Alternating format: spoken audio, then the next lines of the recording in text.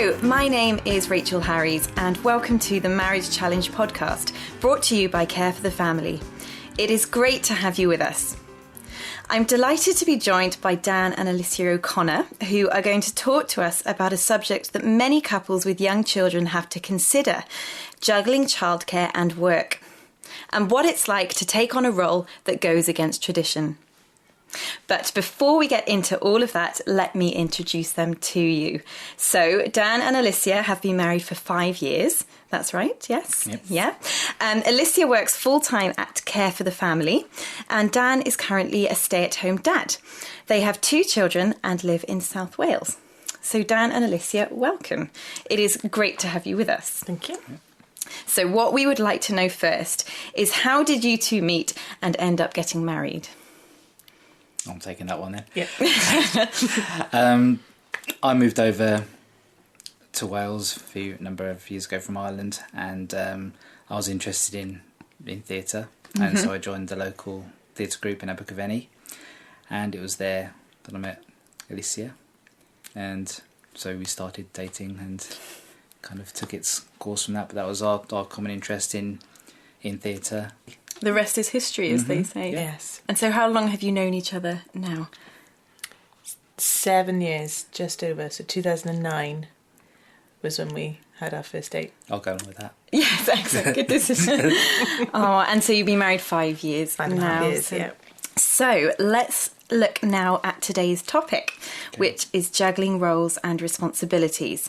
Firstly, can you tell us a little bit about what life is like at your house at the moment? It's quite chaotic, because we've got the 2 little ones. How old are the children? Seren's 4 and Lucy's 18 months. Wow, excellent. So can you just explain to us how you actually came to be in this position of you working full-time, Alicea, and Dan, you staying at home? Yeah, so at the end of my second maternity time, it coincided with Dan actually facing a redundancy from work. At that time, Dan was also doing a part-time university course and studying towards a diploma. So we made the decision actually for me to go back to work full-time, and that would enable Dan to not only carry on with his university course, but also provide somebody at home to be with the children then as well. So, I mean, on that same kind of theme, obviously, Alicea, you said you're working full-time, and Dan, you're at home with the girls. What would you say are the biggest challenges that you faced, both individually and as a couple, and what impact has it had on your relationship? Individually, for me, it probably hasn't had as much of an impact as it has for Dan. Yeah. Because for me, it's normal for me to go out working. Yeah, it's been a huge change for me, because I've been working, for as long as I can remember, pretty much straight out of school through university. Being really honest, I suppose I might have undervalued what Alicea done in the home when I was kind of working back in the early days, or with the 2, especially now with the 2 kids, and You have a greater appreciation. Oh yeah, for absolutely, it because you see the other side and you think, blimey, yeah, that's but I'm in a new position where I've kind of seen both, and I can appreciate both. Yeah. Alicea comes in tired, and I get that, because I've had days at work where I'm exhausted as well. And there's some days when she walks in and she can see the look on my face that Lucy's giving me the runaround all day. Yeah. And so there's a tiredness and a pressure attached to all that, and I think what's made it probably quite difficult for me is that this comments from people can be like, have you got a job yet? And I'm like, well, I've kind of got a job. I'm looking after two girls, and it's understanding for me and working out acceptance, I suppose, in a way that is my role for now. Yeah. It might well change in the future. We could quite easily swap, but that's where we're at the minute. And for our relationship, it was difficult until I think we kind of came to that conclusion, for like, or acceptance that this is how it is. I think some of the challenges in our relationship, even though now we can appreciate that we can see each other's point of view, when we first kind of took on these different roles, I found it hard, perhaps coming in from a day at work, and Dan kind of being, oh, I've been at home all day with the children, or I've been trying to do the housework, I've been trying to do this, I just need 5 minutes. And in my head I'm thinking, well, hang on, that's what you used to say to me when I was at home all day and you just came in from work. You'd come in from work going, I've had a hard day at work, I just need 5 minutes. And for a good couple of months, I think we had that friction of, you know what it's like to be in my position, so why aren't you being more understanding about it? Like, why aren't you giving me that 10 minutes when I come in? Or why haven't you made a cup of tea for me? I've been home half an hour, I've taken on looking after the kids, and all you've done is sit there on your phone. And so I think for a good while that was actually a challenge of breaking through that initial, you almost want to call it selfishness, of coming in and thinking, you know what it's like to be in my position, so why aren't you doing something to make it better? And that for me was quite a challenge for a while. I don't know about you, whether you felt that. I think we kind of worked out that our day doesn't really stop until the kids are in bed, and it's almost getting to that point, and we can be flexible with that. You know, I suppose if I've had a particularly hard day, look, I really can't be dealing with this anymore. You know, I think it's a mindset though, isn't it? Of instead of that reaction of, you know what it's like to be in my position, so why aren't you doing something? It's me getting home and recognising that look on Dan's face and going, do you know what? I remember being there.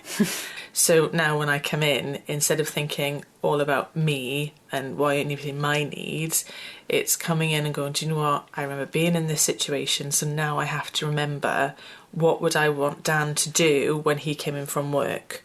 I think now that there's a greater acceptance and appreciation of what we both do. Yeah.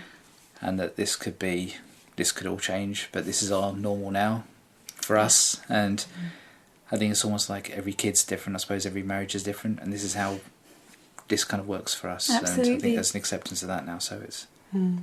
So, I mean, you've obviously said a lot already, but would you say there are other things that you've really learned as a couple from this experience?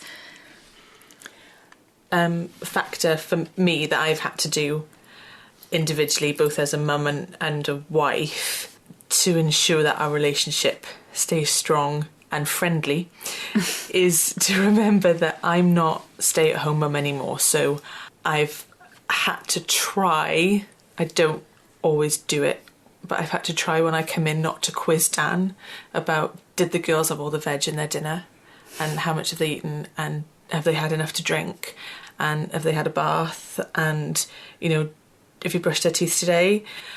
All of the things are automatically running around your brain. I've had to learn to lay them down a little bit and just remember that, do you know what, Dan knows what he's doing. Even if he doesn't do it the same way that I would do it, it's still done. Kids are still alive. The house isn't burnt down. So it's fine. Everything is fine. I don't need to know the ins and outs of everything. I think to begin with, it was, you know, it'd be a text or whatever, you know, it'd almost be pretty much if you fed the kids, and it's like, after a while I thought about sarcastic answers, no, just let them starve, like, you know, and but it got almost some point it got to that stage where, oh, come on, you know, give me a bit of credit that I do know the kids. I mean, yeah, I suppose in the early days, even like there was constant check-in, and I think that to begin with, that kind of knocked my confidence as well. And then I needed my own way of doing things. Even the kids react to me in a kind of different way. So once I'd kind of found a way that worked for me and worked for the kids, it's almost when she phones up now during the day, perhaps you're speaking with the kids, and the kids say that there's not that quizzing anymore, which is great, because at the first I think that put a bit of pressure on us. I think it's worked out. But again, I think a little bit of that was we didn't know how to operate like this because we had never done it before. Both our mums stayed at home and our dads went out to work. So we have never had an example to us of a family where those roles were reversed, where it was mum going out and dad staying at home. I'm sure there'll be lots of listeners who can relate to what you're saying. So But in terms of your marriage and as a couple, would you say that there are any practical things that you've put in place to help keep your relationship strong? Obviously, you're very busy at the moment, this stage of life you're in. Are there any things that you've done that have helped you as a couple? It's the communication, with each other, and it's understanding the needs of the other person. Yeah. I suppose it's really being aware of your spouse's needs and what they need, isn't it? Yeah, absolutely. And thinking about that. So, one of the turning points for us as well, though, was making sure that we reaffirmed with each other and created that team of, we have made this decision. This is what's best for us as a couple and a family, and making sure that we stayed firm in that decision. And not allowing other people's voices to bring that into question. So it's the people who say to Dan when they find out that he's not working, when they see him again, have you got a job yet? I even had that today, just the neighbour, have you got a job yet? I was like, with carrying the kid, just with the bags. And I thought, that is, it's very difficult as well for me when you go to the pub, with the lads, and you're meeting someone for the first time, and what do you do? And I'm kind of stay at home with the kids. So that used to be quite a difficult thing. More than happy to kind of say that to people now. Yeah. Whereas before, that was difficult. Yeah. And even from my point of view, like you talk to people and they'd say, do you work? Oh yeah, I work full time. Like, oh, that must be difficult with 2 girls at home. It's like, oh yeah, it can be busy. And then you kind of get very defensive because you constantly feel guilty as a working mum. And so it's Dan constantly coming beside me again and going, look, we've made this decision together. We believe it's the right decision for our family. You are still a good mum. You're still a wonderful wife. We still love each other. We've still got a good relationship. And I think the fact that we have just constantly told each other over the last 10 months, look, this is our decision. This is the best thing for our family, has enabled that our relationship to remain strong. Well, I'm sure that there will be lots of couples listening who really can relate to this and who may be facing the same situation, the same challenges, or juggling their roles and responsibilities at home. So what encouragement would you give them? My first thing would be stay strong with your decision as a couple, because there will be a lot of people out there and they won't understand it because they've not had any experience with it. So sometimes our families find it a bit odd that this is how we're doing family life at the minute. And so if you are a couple out there where your situation at the minute is different to anything else that your family has seen, just take that into consideration when you are talking through circumstances with them and remain strong with your decision as a couple. No one understands the circumstances that you're in more than the pair of you do.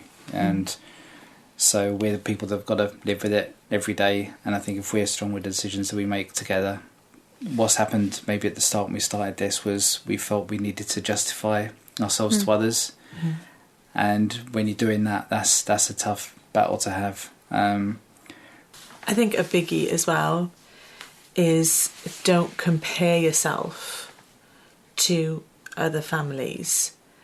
So one mould does not fit all when it comes to a marriage and family life and the roles that take place within that family. Well, Dan and Alicea, thank you so much for all that you shared with us and for being so open. So a reminder that you can sign up on the Care for the Family website to receive more news and updates from this podcast. And when you do, you automatically receive a 20% discount off your next purchase from the Care for the Family shop. So do check that out. That's all for this episode. It just leaves me to say thank you, Dan and Alicea, for joining us.